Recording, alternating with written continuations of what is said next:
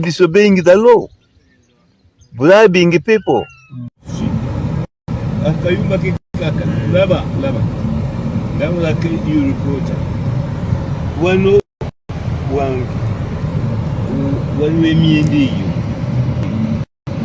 yo akagudu yakakatamu ngabita mutakajanja anyayimirira byansi Ekibattaka mu ggwanga lya tulino Uganda kyeyongera buli lukya nga kikolebwa abanene mu gavumenti nga be basinze nnyo okukiteekamu.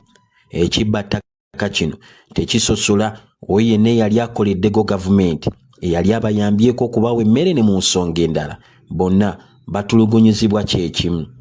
Former Chief Justice wa Uganda oba muyite Ssaabalamuzi wa kkooti enkulu eya Uganda eyawummula mu mwaka gwa 1995 Professor George William Kanyehamba essaawa zino yali mu maziga oluvannyuma lw'alumiriza okuva mu ofiisi ya Museveni okumutwalako ettaka lye. Professor Kanyehamba ettaka lye ligambye okuba nti lyatwalibwa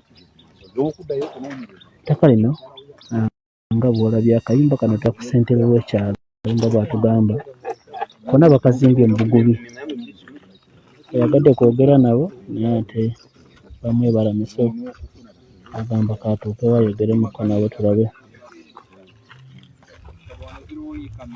Ettaka lya Professor oba Ssaabalamuzi eyawummula Kanyehamba lisangibwa mu bitundu ebyo ery'Entebbe era nga nayo liri mu Wakiso District. Ettaka lya Professor nsoke n'amanya chair ya Jimmy Kimala najja kitundu kino nzi najja mu 82 Professor n'ayingira muno mu 86 n'atandika okuba nga ali ne Ministry ya Kamasi n'atandika okuba naye mu kitundu nsanze ndi sekretary wa kyalo n'atandika okugula ettaka ku bantu ab'enjawulo era mu ttaka bwe yagulanga mwabangamu ab'ebibanja n'abasasula baseetinga ne bavaamu mirembe ne batandika okwekera ettaka era n'ebyo n'atandika okukozesa ettaka sayidi eno bwe yajjanga gye buvuddeko twakuleetedde Sipiika wa Wakiso District ng'era aliko ettaka lyali mu kulwanirira mu bitundu ly'Entebbe eriri mu kubbibwa abanene mu gavumenti era nga kino kyongera lwatu okulaga nti abanene mu gavumenti ya Uganda bajjumbidde okubba ettaka okuli ery'ebibira ery'entobazi ssaako n'eri abantu kinnoomu. Professor Kanyehamba n'abo abamubbako ettaka lye agamba nti yagendako mu ofiisi ya State Minister for Land amanyikibwa nga Sam Mayanja era ne basisinkana ne booge wabula nga nayo teyafunayo buyambi.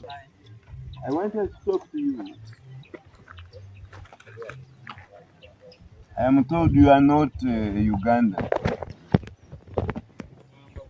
Do you see that here? The man who gave that one notice is from my land here and here. It is the son and the bill who built Entebbe Kampala highway. When they finished using my land, which was for only 5 years, they left this one there. They were supposed to clean it, but the man didn't clean it. Since you know English, no foreigner, an alien, can own land, freehold or my own in Uganda.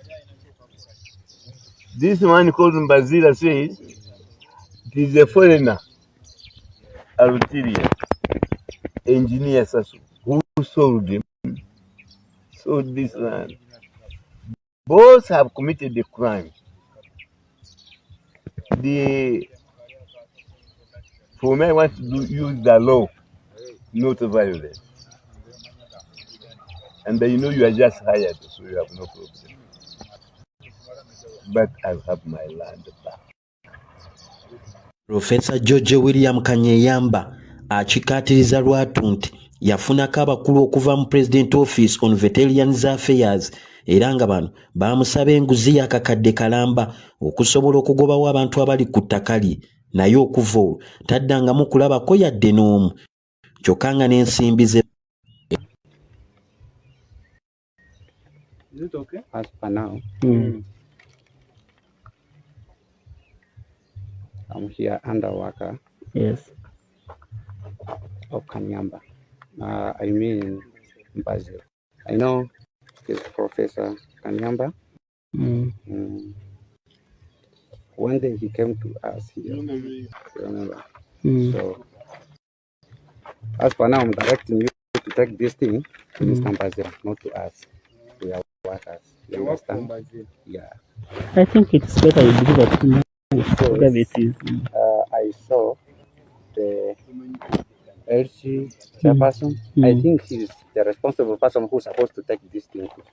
Ettaka lino Profesa lyali mu kugulana nalyo baalisengako dda era nga bangi bakuzimbako, wabula agulanye n'ettaka lino mu kkooti okuddukira mu ofiisi ez'enjawulo okulaba ng'ayambibwa. Wano saidi ettaka nga buli okuviiri wansi lijja paka wali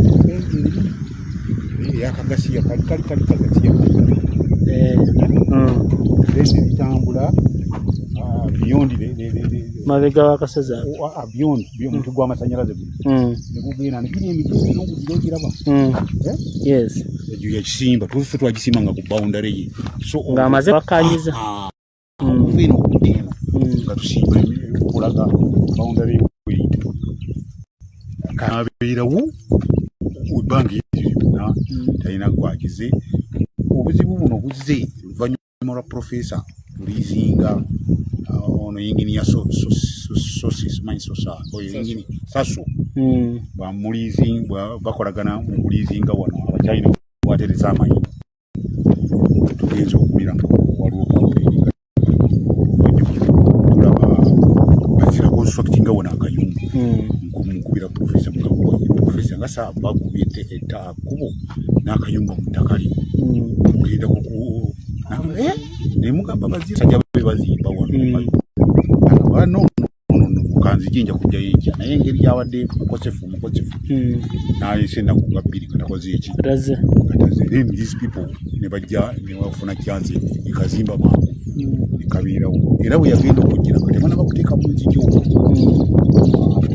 after time ne baka maliriza nga waliwo n'abakulu babiri ba polisi ababeerawo nga bakazimba kolo bakazimbiranga ku mundu za polisi era ne bakakuuma okumala ebbanga tiisatiisa nnyo bazira najja nga tayagala twogere mbuuza liizi wagijja kwani nga ganti nze nagifuna tumbuuza oluvannyuma n'atugamba nti nze najeewa nemugamba oyinza okwewa liizi n'ettaka lya Profesa kuva ebbanga n'ebbanga bulijjo bakolagana bulungi nemunjukiza n'omunjukiza abazira nti waliko problem zebalina eri waggulu ku lusozi lwa Profesa eri ng'akubye ayingidde mu yekaazi ze ez'olusozi bategeeragana manya nze ono Profesa yangamba namugamba lwaki ingini atomugamba n'asasula omunene bw'ettaka obuliwo n'agamba ingini agamba alina okutwala nakano sayira ku nsonga eyo Profesa